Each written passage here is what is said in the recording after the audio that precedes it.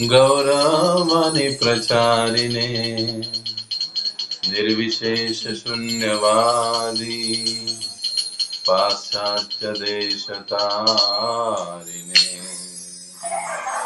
जय श्री कृष्ण चैतन्य प्रभो नित्यानंद श्री अद्वैत गदाधर श्रीवासादि श्री गौर भक्तवृंद।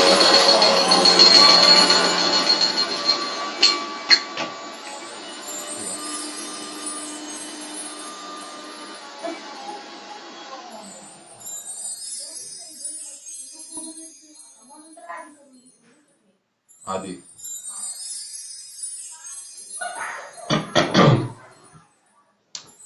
हरे कृष्णा। एक वैष्णव भजन लेंगे और उसके बाद हम आरंभ करेंगे। प्रभु तव पद युगे मोर निवेदन। श्रील भक्ति विनोद ठाकुर जी का ये बड़ा ही सुंदर भजन है, जिस भजन से हम ये समझते हैं कि भगवान के प्रति हमें प्रार्थना कैसी करनी चाहिए और किस प्रकार से जब हम भगवान का दर्शन करते हैं, मंदिर में जाते हैं, तो हमारे भाव व्यक्त करने चाहिए। मराठीत आपण म्हणतो की भगवंतांकडे आपलं मागणं काय असावं, भगवंतांकडे आपलं मागणं काय असावं, हे या भजनातून आपल्याला शिकायला मिळतं। भगवान के पास जब हम जाते हैं तब हमें भगवान के प्रति क्या मांगना चाहिए, ये इस भजन से हमें समझ में आता है। तो बड़ा ही सुंदर भजन है। प्रभु तव पद युगे मोर निवेदन। हे प्रभु, आपके चरणों में मेरा ये निवेदन है। अब क्या निवेदन भक्ति विनोद ठाकुर कर रहे हैं उसको हम गाएंगे। आप भी अपने अपने स्थान पर गाने का प्रयास कीजिए और आशा करता हूं कि आप सभी के सामने वैष्णव गीत होगा। तो आइए हम इसको गाते हैं। बोलिए भक्ति विनोद ठाकुर की जय। प्रभु तव पद युग मोर निवेदन। नाही मागी देह सुख विद्या धन जान। नाही मागी देह सुख विद्या धन जान। प्रभु तव पद युग मोर निवेदन। प्रभु तव पद युगे मोर निवेदन। नाही मागी देह सुख विद्या धन जान। नाही मागी देह सुख विद्या धन जान। प्रभु तव पद युग मोर निवेदन। प्रभु तव पद युग मोर निवेदन। नाही मागी देह सुख विद्या धन जान। नाही मागी देह सुख विद्या धन जान। प्रभु तव पद युग मोर निवेदन। नाही मागी स्वर्ग मोक्ष नाही मागी। नाही मागी स्वर्ग मोक्ष नाही मागी। नाही मागी स्वर्ग मोक्ष नाही मागी। ना कोरी प्रार्थना केनो विभूतिर लागी। ना कोरी प्रार्थना केनो विभूतिर लागी। प्रभु तव पद युग मोर निवेदन। प्रभु तव पद युग मोर निवेदन।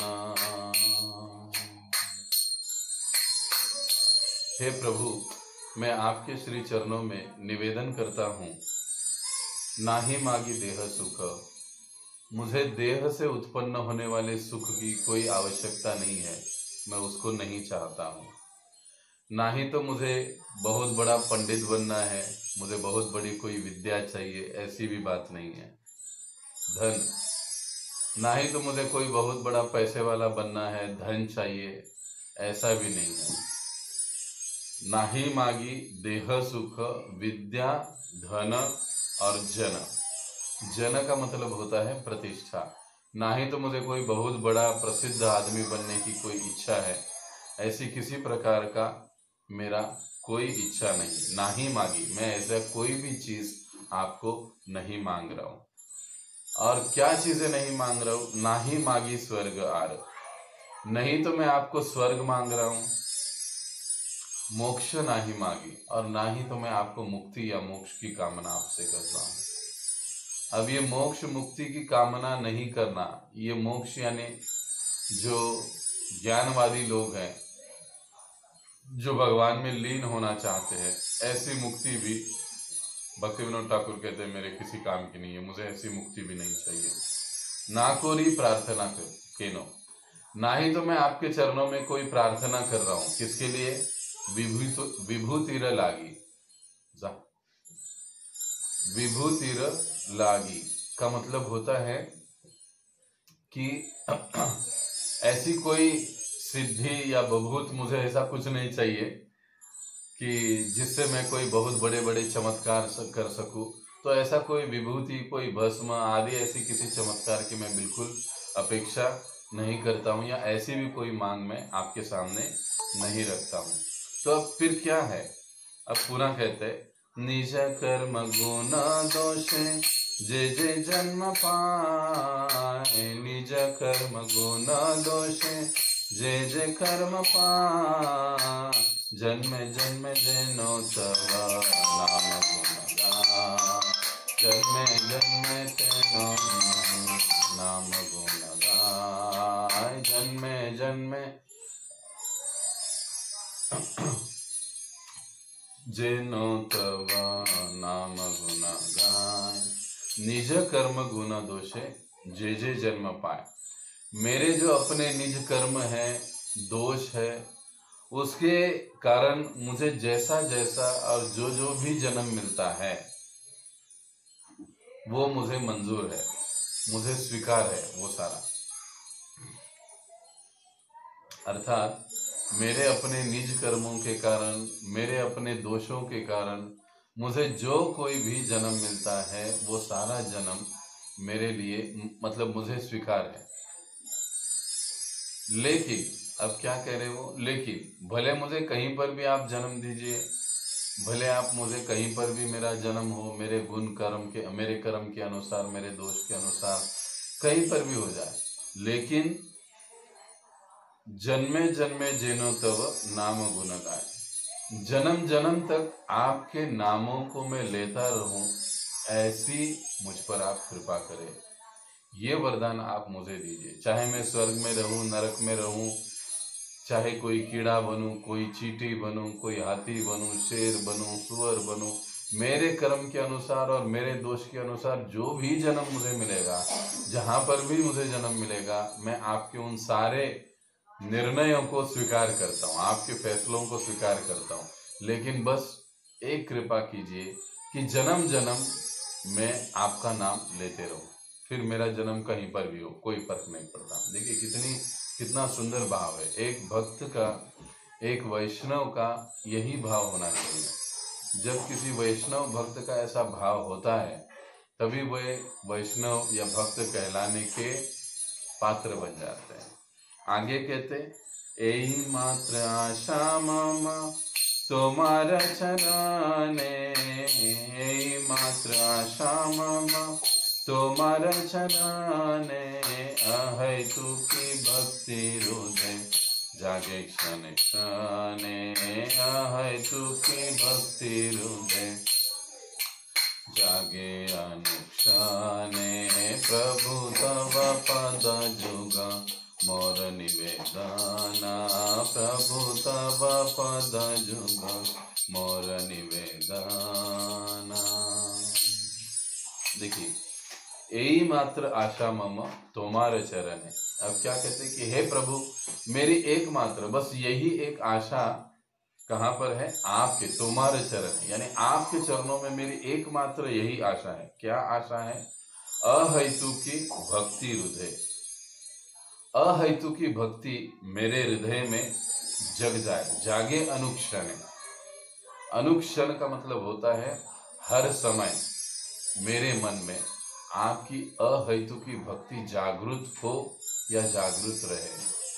देखिए, भक्ति अहेतु की वे कह रहे हैं, ये भी बड़ा महत्वपूर्ण है।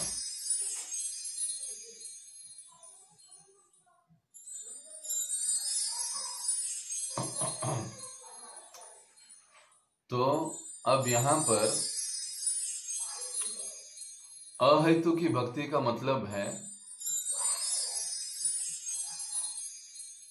अहेतु की भक्ति का मतलब है कि किसी प्रकार का कोई भी उद्देश्य, हेतु, स्वार्थ भक्ति के समय हमारा नहीं होना चाहिए। कोई भी स्वार्थ, कोई भी हेतु, कोई भी उद्देश्य हमारा नहीं होना चाहिए भक्ति में। अपने व्यक्तिगत लाभ के लिए, अपने व्यक्तिगत स्वार्थ के लिए भक्ति की बातें नहीं होनी चाहिए, या भक्ति का कार्य नहीं होना चाहिए। तो ऐसी अहेतु की भक्ति मेरे हृदय में आपके लिए जगी रहे, ये मेरी आपके चरणों में आशा है। आगे कहते हैं, विषय जे प्रीति आशय हमारा, विषय जे प्रीति आशय हमारा, से मत प्रीति होक तुम्हार चरणे, से मत प्रीति होक तुम्हार चरणे। प्रभु तब पद जुग मोर निवेदना, प्रभु तब पद जुग मोर निवेदना। अब क्या कहते हैं? विषय जे प्रीति एबे आशय अमर, यानी विषयों के प्रति मेरा जितना खिंचाव है, जितना लगाव है, कौन कह रहे हैं? भक्ति विनोद ठाकुर कह रहे हैं। इसका मतलब ये नहीं कि भक्ति विनोद ठाकुर जी को विषयों के प्रति, भोग के प्रति बड़ा आकर्षण है, बड़ा लगाव है, लेकिन वे एक अपनी विनम्रता यहाँ पर प्रकट हो रही है उनकी।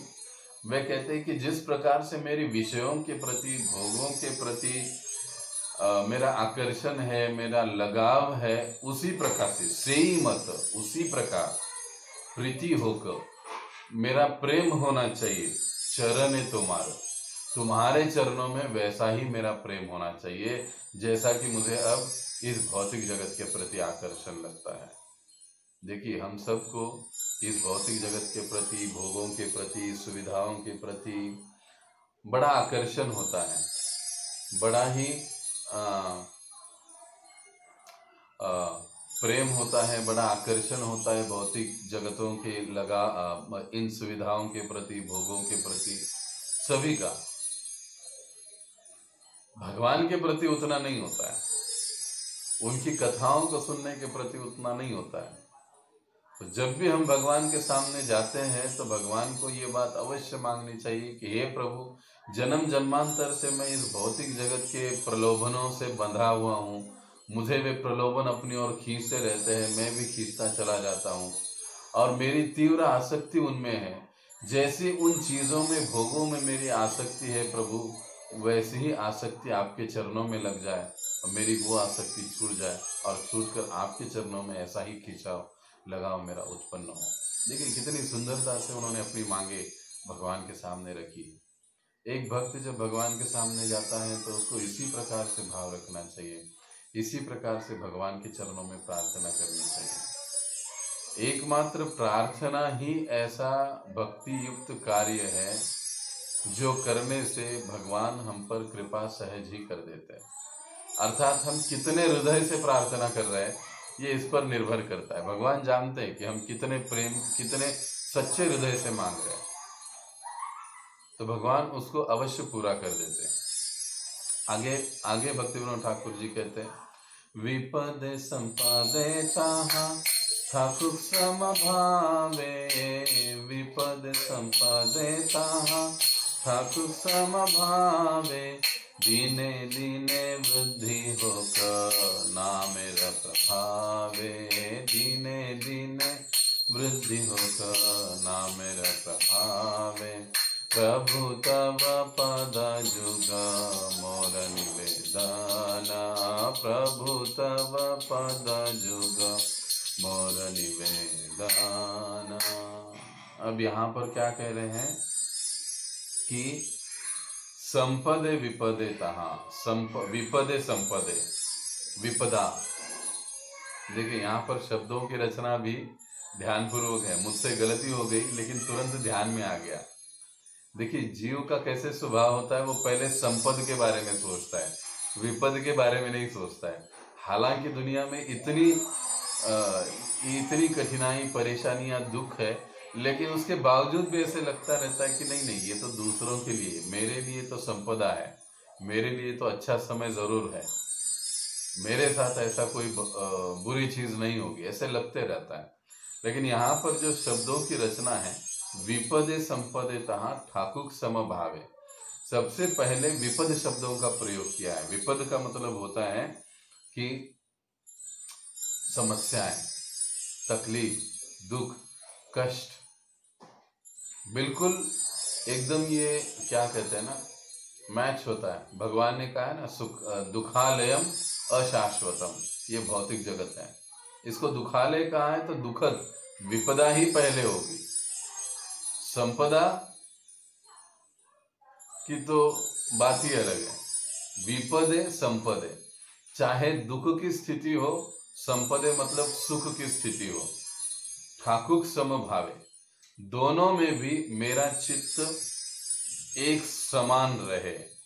आपके चरणों के प्रति मेरा जो प्रेम है, आपके प्रति जो मेरा प्रेम है, वो बिल्कुल भी विचलित न हो, चाहे संपद की अवस्था हो, चाहे विपदा की अवस्था हो, दोनों अवस्था में आपके प्रति मेरा प्रेम जो है ज्यों की त्यों बना रहे।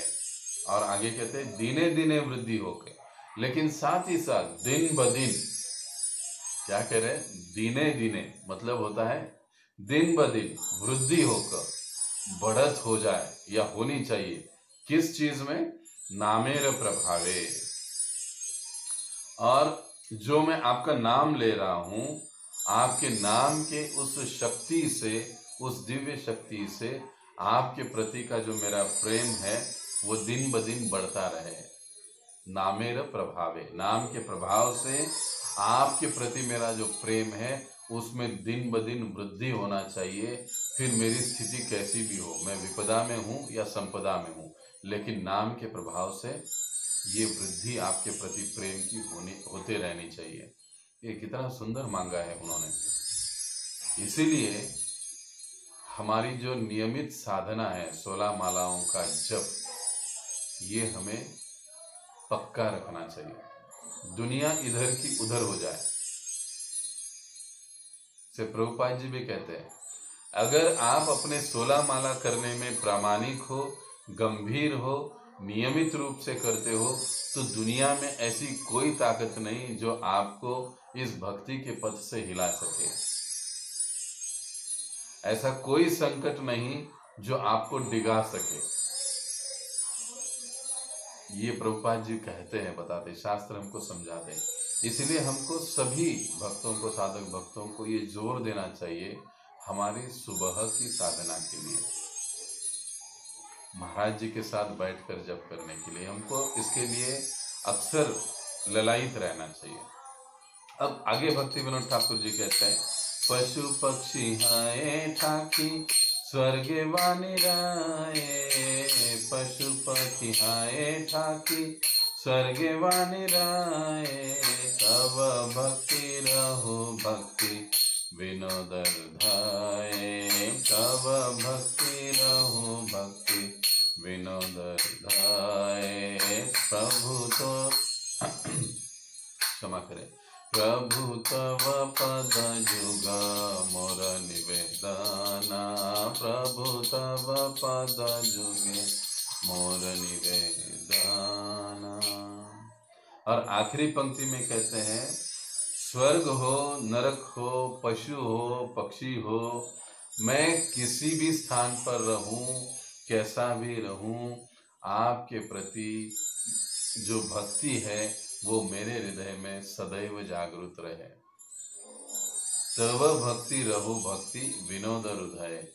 मैं भक्ति विनोद ठाकुर आपसे प्रार्थना करता हूं प्रभु कि आपकी भक्ति सदैव मेरे हृदय में जागृत रहे। चाहे मैं पशु बनूं, पक्षी बनूं, स्वर्ग में रहूं, नरक में रहूं, कहीं पर भी रहूं, लेकिन आपकी भक्ति मेरे हृदय में सदैव जागृत रहनी चाहिए।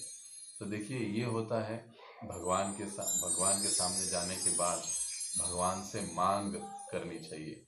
ये होती है मांगे। नहीं तो हम बहुत बड़ा किराना सब्जी का लिस्ट लेकर जाते हैं।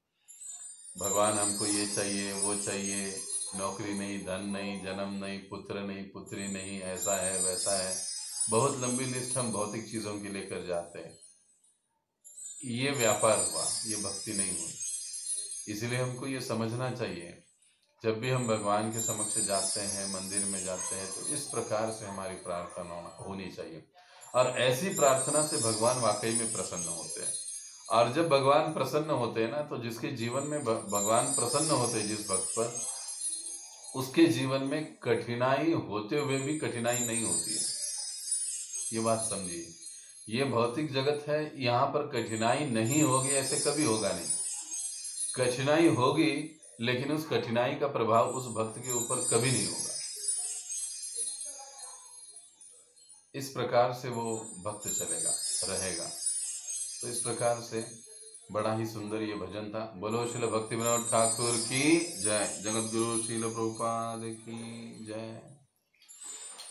तो इस प्रकार से ये वैष्णव भजन है। आशा करता हूँ आप घर पर इसको प्रैक्टिस कीजिए। जिस ट्यून में हमने गाने का कोशिश किया, वैसे आप भी इसको गाइए। वैष्णव भजन हमको गाने चाहिए, कुछ वैष्णव भजन हमको याद भी होने चाहिए, ये ज़रूरी है। तो आइए हम हमारे नियमित हमारा जो अभ्यास है उसको आरंभ करते हैं।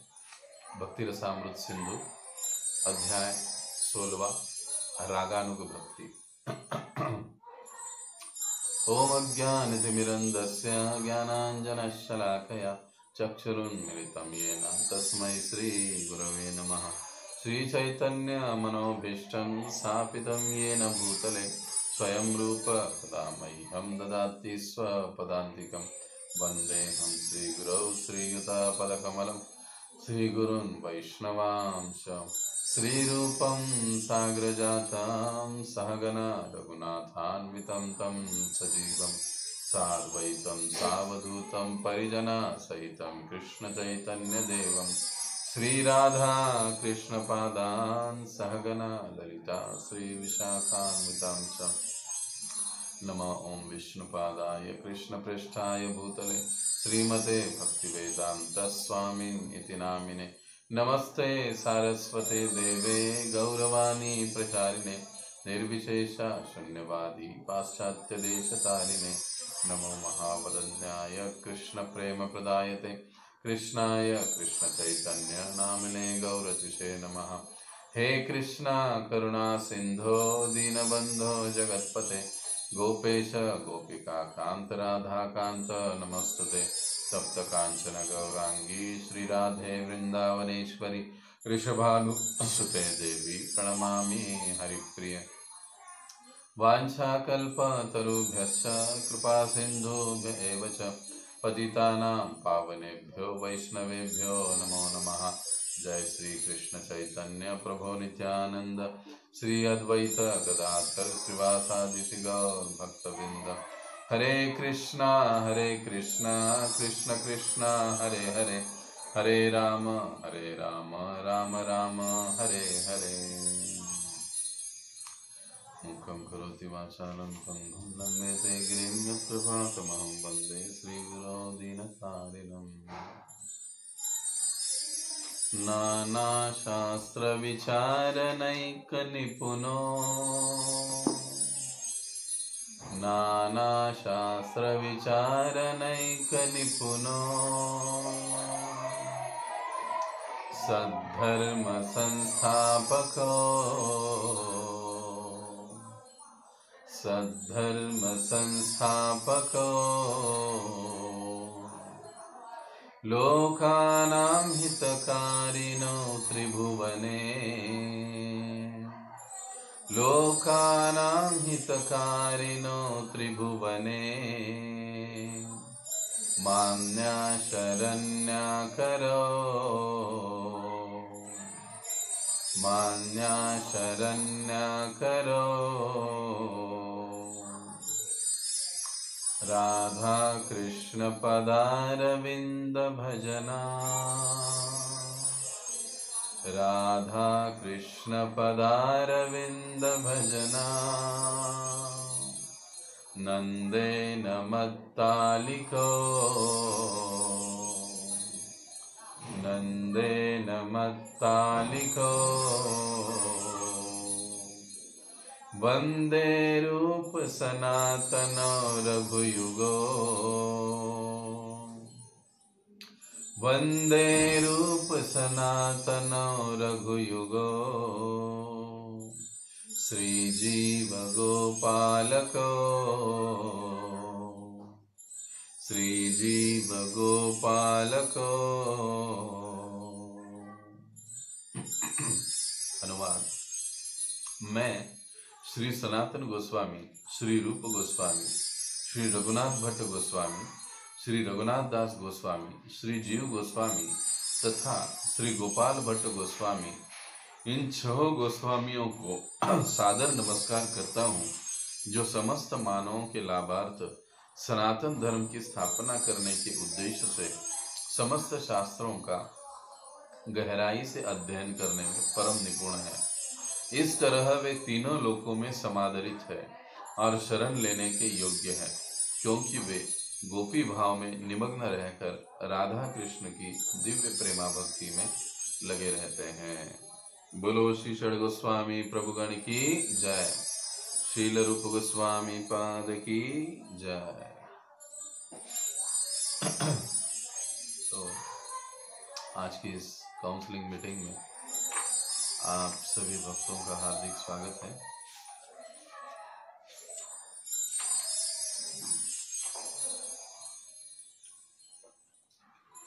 तो इस ग्रंथ के भक्ति रसामृत सिंधु के अंत की ओर हम लोग, अंतिम अध्यायों की ओर हम लोग बढ़ चुके हैं। पिछली बार हमने अध्याय 16 रागानुग भक्ति पर चर्चा करी। रागानुग भक्ति पर चर्चा करते हुए रागात्मिका भक्ति क्या है, रागात्मिका भक्ति किसे कहा जाता है, इस पर हमने चर्चा करी और हमने देखा कि रागात्मिका भक्ति और रागानुग भक्ति, इसमें क्या अंतर है, क्या भेद है, उस पर हमने पिछली बार विस्तार के साथ चर्चा की और उसी पर हमने उस सेशन को, सत्र को कहिए या मीटिंग को हमने विराम दिया था, क्योंकि इन चीज़ों को हमारे लिए समझना बहुत ज़रूरी है कि रागानुग भक्ति क्या है, रागात्मिका भक्ति क्या है, हम कौन सी भक्ति कर रहे हैं, रागानुग भक्ति करने के लिए हमें कैसे होना चाहिए। इन चीज़ों का हमें सही सही ज्ञान होना ज़रूरी है। जब तक हम सिद्धांतों को ठीक, इन संकल्पनाओं को, इन शब्दों को हम ठीक ठीक से नहीं समझेंगे, तब तक हम आध्यात्मिक जीवन में, कृष्ण भावना में अधिक दृढ़ता से आगे नहीं बढ़ सकते, क्योंकि सिद्धांत और शास्त्र या शास्त्र, सिद्धांत या शास्त्र, क्षमा करें, हमारी विश्वास को निष्ठा में बदलने का काम करता है।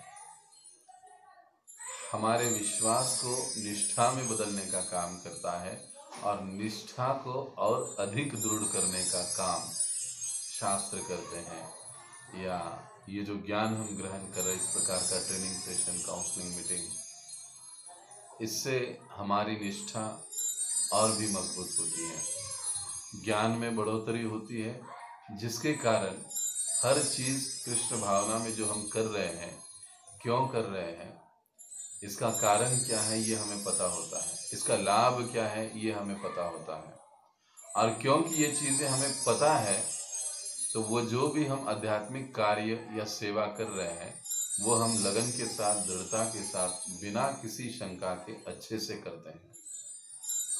जहां पर संशय होता है या ठीक ठीक ज्ञान नहीं होता है, वहां पर कार्य ठीक से नहीं होता है। तो इसलिए ये बेहद जरूरी है इन चीजों को समझना। जैसे मैंने पिछली बार भी कहा था कि भक्ति रसामृत सिंधु के पहले 5 अध्याय अधिक महत्वपूर्ण है। 19 अध्यायों में से पहले 19 अध्यायों में से पहले 5 अध्याय और अंतिम के 5 अध्याय ये बड़े महत्वपूर्ण हैं हम साधक भक्तों के लिए। इसके लिए इसको आपने देखा होगा, पहले 5 अध्याय में हमारा स्पीड ऐसे ही था, काफी कम था। फिर बीच के अध्याय कंप्लीट होने के बाद 5 से लगभग 12 तक, 13 तक, लगभग 14 तक हमारा स्पीड थोड़ा ज्यादा था।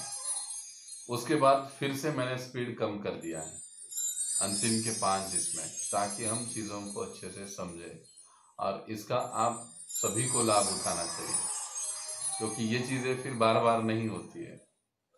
आप कहोगे प्रभु जी आपका तो चैनल भी है, हम बाद में भी उसको देख लेते, सुन लेते हैं, लेकिन सामने सामने समय पर सुनना, समय पर उपस्थित होना, ये भक्ति के जो अलग अलग गुण हैं उनको बढ़ाने का या वृद्धिंगत करने का एक तरीका है। समय पर उपस्थित रहना, समय पर, उसी समय पर वो सारी चीजों को सुनना, श्रवण करना, ये महत्वपूर्ण होता है। तो रागानुग भक्ति जिसकी चर्चा हम इस अध्याय में कर रहे हैं, जिसकी व्याख्या या जिसका डेफिनेशन रूप गोस्वामी अपने शब्दों में करते हैं, विराजन्ति अभिव्यक्ताम ब्रजवासी जनाधिषु रागात्मिका अनुश्रुताम यासा रागानु उच्यते। क्या कह रहे वो? विराजन्ति अभिव्यक्ताम ब्रजवासी जनाधिषु, उनको रागानुग भक्त कहा जाता है। ब्रजवासी जनाधिषु, ब्रज के रहने वाले जो जन हैं, जिनको रागात्मिका कहते हैं, उनका अनुश्रुताम, उनका अनुसरण करने वाले भक्तों को यासा रागानु उच्चते, उनको रागानुग भक्त कहा जाता है। यानी जो भक्त रागात्मिका भक्तों का अनुसरण करते हैं, उन्होंने जिस प्रकार से भगवान को प्रसन्न करने का प्रयास किया, उन्होंने जिस प्रकार से भगवान को सेवा अर्पित की, उस प्रकार से हम भी करने का प्रयास करते हैं, या जो भी करने का प्रयास करता है उसे रागानुग भक्त कहा जाता है, या उसे रागानुगा भक्ति कहा जाता है। यानी हम किसी का अनुसरण कर रहे हैं, अनुकरण नहीं, अनुसरण। किसका कर रहे हैं? रागात्मिका भक्त, यानी जो वृंदावन के गोप गोपियां हैं उनका हम अनुगमन करते हैं, उनका हम अनुसरण करते हैं। और जो इनका अनुसरण करता है उन्हें रागानुगा भक्त कहते हैं। यानी हम सब जो है, हम लोग कौन हैं? रागानुग भक्त हैं। अब जैसे हमने पिछली बार देखा था, चर्चा भी करी थी, जिसमें कि साधन भक्ति के 2 प्रकार होते हैं। एक वैधी साधन भक्ति और दूसरा रागानुग साधन भक्ति। तो अभी हम लोग जो कर रहे हैं वो रागानुग साधन भक्ति है। राग का मतलब होता है तीव्र आसक्ति, प्रेम भगवान के प्रति, उसको विकसित करने की हम लोग कोशिश कर रहे हैं तीव्रता के साथ। अब किसी की तीव्रता बहुत अधिक हो सकती है, किसी की तीव्रता थोड़ी कम हो सकती है, किसी की और कम हो सकती है, इस प्रकार से हो सकता है। लेकिन सभी हम ये प्रयास कर रहे हैं कि भगवान के प्रति का प्रेम विकसित करने का प्रयास कर रहे हैं। तो रागानुग साधन भक्ति हम सभी लोग कर रहे हैं, जिसमें हम अलग अलग विधि विधानों का पालन करते हैं, नियमों के साथ और पथ्यों के साथ, यम नियमों के साथ हम कृष्ण भावना में अपना जीवन यापन कर रहे हैं। सीधे शब्दों में हम कृष्ण भावनामृत का पालन कर रहे हैं नियमों के साथ। तो ये हुआ रागानुग साधन भक्ति जो हम करते हैं। अब पिछली बार जैसे हमने चर्चा करी थी कि जो रागानुग भक्त हैं, हम लोग पेज नंबर 128, ये वाला जो ग्रंथ है पेज नंबर 128, इसमें आखिरी का पैराग्राफ श्रील रूप गोस्वामी ने कहा है, जब मनुष्य वास्तव में भौतिक कल्मश से मुक्त हो जाता है तो वह वृंदावन वासी भक्त का स्मरण उसी के समान कृष्ण से प्रेम करने के लिए सदैव कर सकता है। ऐसी मनोवृत्ति भाव विकसित हो जाने पर वह सदैव, यहाँ तक कि अपने मन के भीतर भी वृंदावन में वास करेगा। तात्पर्य यह है कि यदि संभव हो तो मनुष्य को स्वशरीर ब्रजभूमि अर्थात वृंदावन में रहना चाहिए और ब्रजधाम के भक्तों का अनुसरण करते हुए सदैव भगवान की सेवा में रत होना चाहिए। किंतु यदि स्वशरीर वृंदावन में रह पाना संभव न हो पाए तो कहीं भी उस स्थिति में रहते होने पर ध्यान किया जा सकता है। वह चाहे कहीं भी रहे, उसे ब्रजधाम के जीवन के विषय में तथा भगवत भक्ति में लगे भक्त विशेष के संबंध में, विशेष के पदचिन्हों का अनुसरण करने के विषय में सदैव सोच विचार करना चाहिए। जैसे पिछली बार हमने कहा था कि रागानुग भक्ति की पात्रता क्या है, रागानुग भक्ति कौन कर सकता है। वृंदावन के भक्तों के भाव में चलने की ये जो इच्छा है, ये कोई साधारण इच्छा नहीं है। इसके लिए हमको बहुत लोभ होना चाहिए, पिछली बार हमने चर्चा की। बड़ा हमको आकर्षण होना चाहिए, हृदय में तीव्र इच्छा होनी चाहिए, तब हम रागानुग भक्ति कर सकते हैं, रागानुग के स्तर पर हम लोग आ सकते हैं। हम लोग रागानुग स्तर पर आ सकते हैं। लेकिन हम कई बार ऐसे देखा जाता है कि रागानुग स्तर पर न आने का एक कारण ये भी होता है कि ये जो लोभ है, ये लोभ में हम लोग मार खा जाते हैं। भगवान की कथाओं को सुनने के प्रति, इस प्रकार के सिद्धांत और शास्त्रों को समझने के प्रति हमारा लोभ नहीं होता है। अरे जाने दो, क्या वो प्रभु जी हमेशा ही लेते रहते हैं, चलते रहता है उनका, आज नहीं जाएंगे फिर देखेंगे क्या और कहीं होगा। ये लोभ न होने के कारण हम सालों साल दिखते तो है भक्ति में, लेकिन उस रागानुग स्तर तक हम लोग पहुंच नहीं पाते। तो ये लोभ बड़ी महत्वपूर्ण चीज है कि भगवान की कथाओं के प्रति, लीलाओं के प्रति, नाम के प्रति, सिद्धांत को समझने के प्रति, और विशेष रूप से जो वृंदावन के भक्त है, ब्रजवासी जन है, उनके भाव में चलने के लिए हमारा तीव्र आसक्ति लोभ होना चाहिए। बांसुरी की आवाज सुनते ही गोपियां मंत्रमुग्ध होकर दौड़ी चली आती थी। गोपों को जब भगवान लीला के लिए, खेलने के लिए बुलाया करते थे, अपनी बांसुरी बजाते थे, तो गोप समझ जाते थे कि अरे कृष्ण बुला रहा है, तो चलो। अपना सारा खाना पीना काम धाम सब कुछ छोड़कर वो उनके पीछे चले जाते थे। ये होता है तीव्र लोभ। क्या ऐसा लोभ हमको है? ये सोचना बहुत जरूरी है। देखिए हमारे हमारे जो कम्युनिकेटर है, कई बार उनको 2-2 बार फोन करना पड़ता है, 4-4 बार मैसेज भेजना पड़ता है उनको, क्षमा करें मुझे, ऐसे होता है ना। तो जब तक ये लोभ हम में नहीं होगा, तब तक हम लोग इस रागानुग स्तर पर, तीव्र आसक्ति या प्रेम के स्तर पर हम लोग पहुंच नहीं पाते।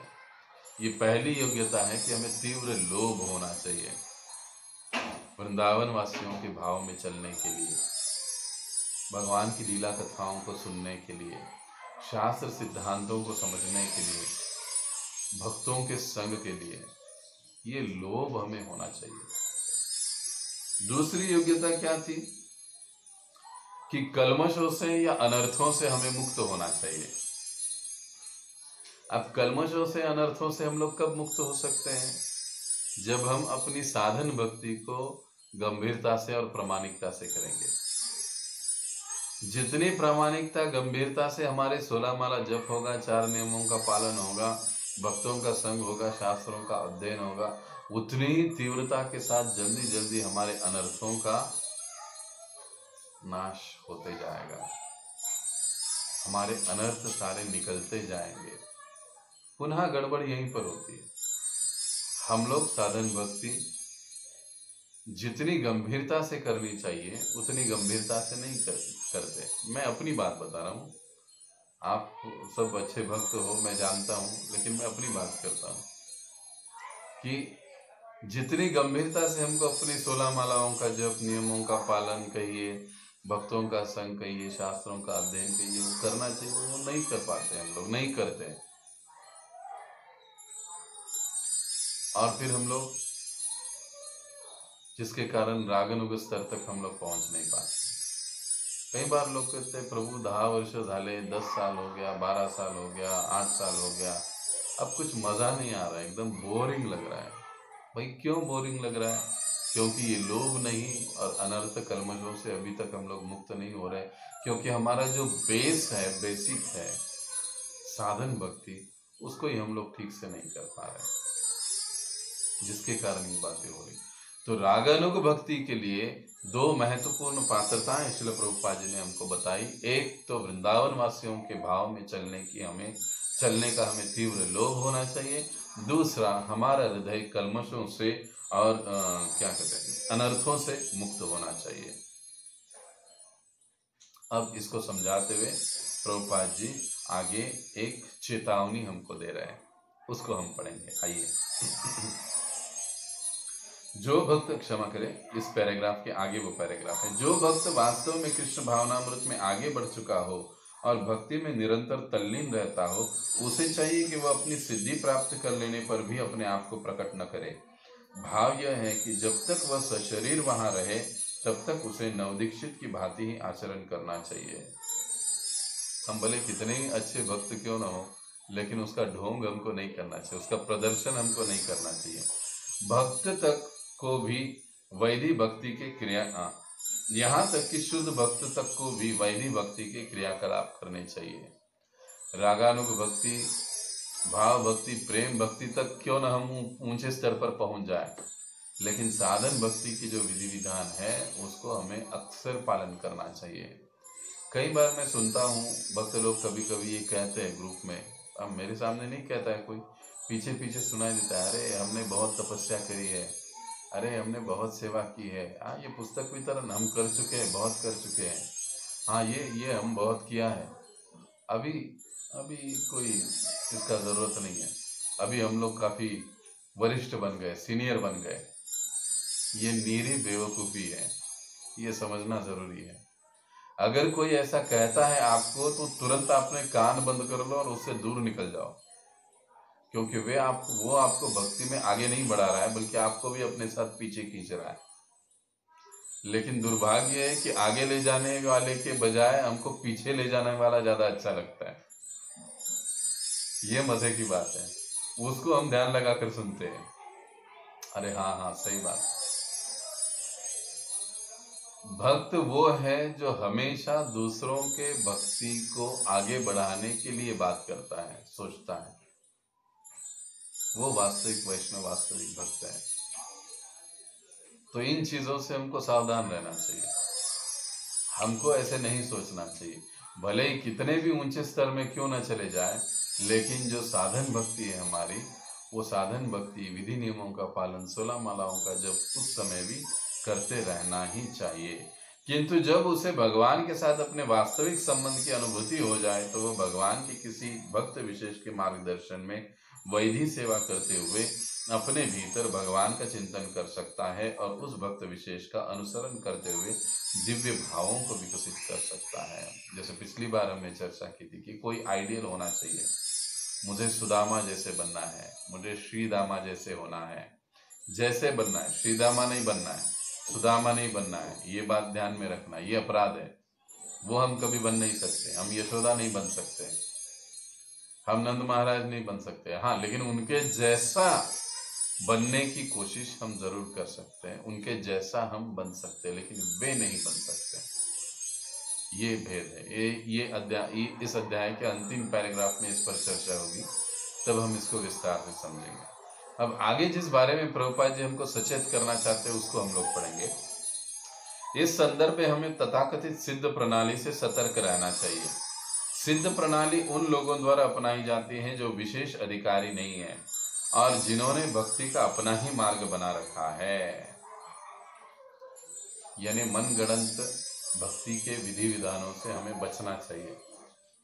मनगढ़ंत जो शास्त्र बताते हैं, जो आचार्यगण बताते हैं, पूर्ववर्ती और वर्तमान, उनके अनुसार हमको चलना चाहिए। अपने मनगढ़ंत तरीके से हमको कुछ नहीं करना चाहिए।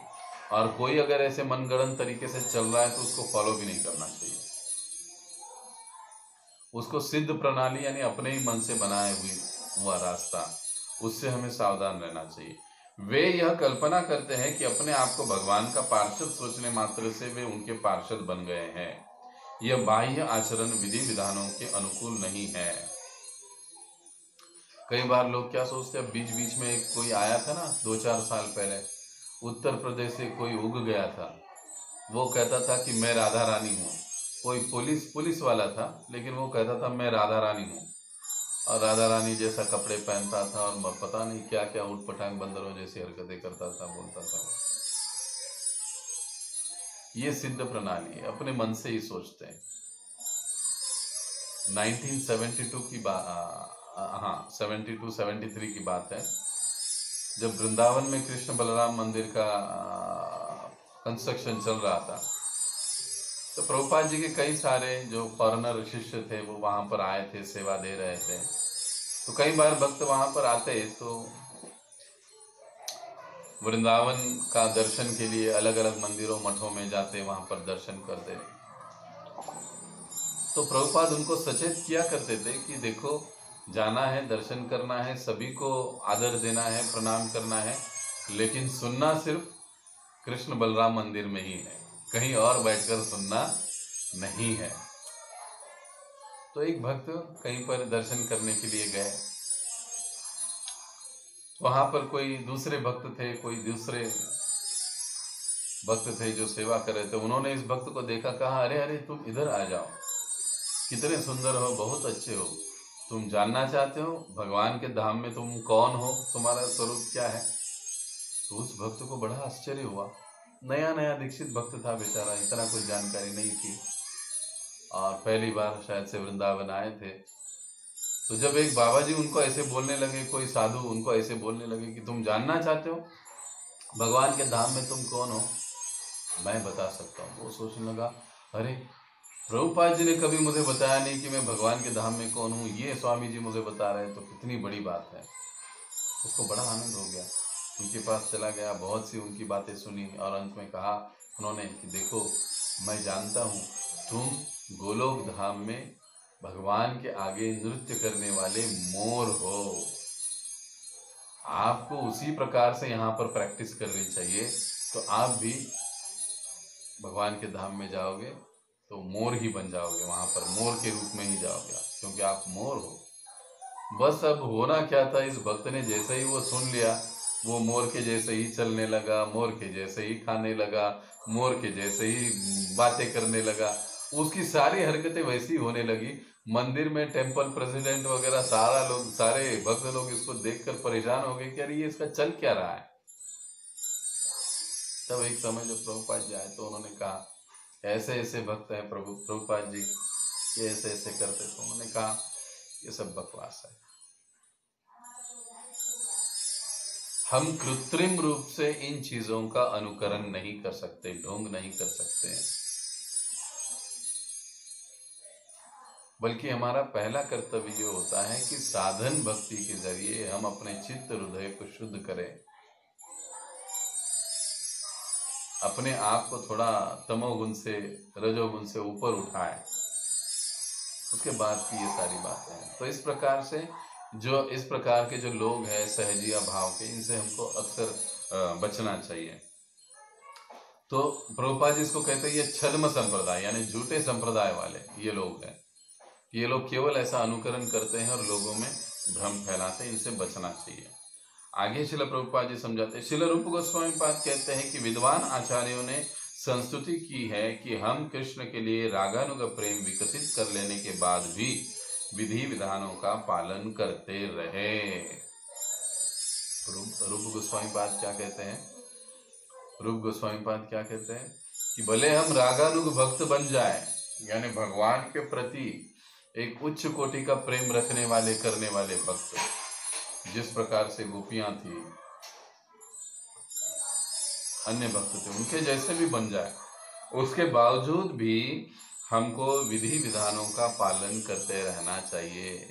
कृष्ण भावना में या भक्ति में कोई भी समय ऐसा नहीं आएगा कि जब हमें ये कहेंगे हम लोग कि हमें अब 16 माला करने की जरूरत नहीं, हमें अब 4 नियम पालन करने का जरूरत नहीं, हमें अब भक्तों के संग की जरूरत नहीं, अब हमें ग्रंथों का अध्ययन करने की जरूरत नहीं। ऐसा समय जीते जी कभी नहीं आएगा कृष्ण भावना में, ये पक्का गांठ बांध देनी चाहिए। बल्कि अंतिम तक, चाहे हम प्रेमा भक्ति के स्तर तक क्यों ना पहुंचे, वहां पर भी हमें इन विधि नियमों का पालन करते रहना चाहिए। वे शुद्ध भक्त भी करते रहते हैं उन चीजों का पालन, उन सारे विधि विधानों का पालन। विधि विधानों के अनुसार 9 प्रकार के कार्यकलाप हैं जिनका वर्णन पहले किया जा चुका है। मनुष्य को चाहिए कि जिस भक्ति विभाग में उसकी स्वाभाविक रुचि हो वे उसी में लगे।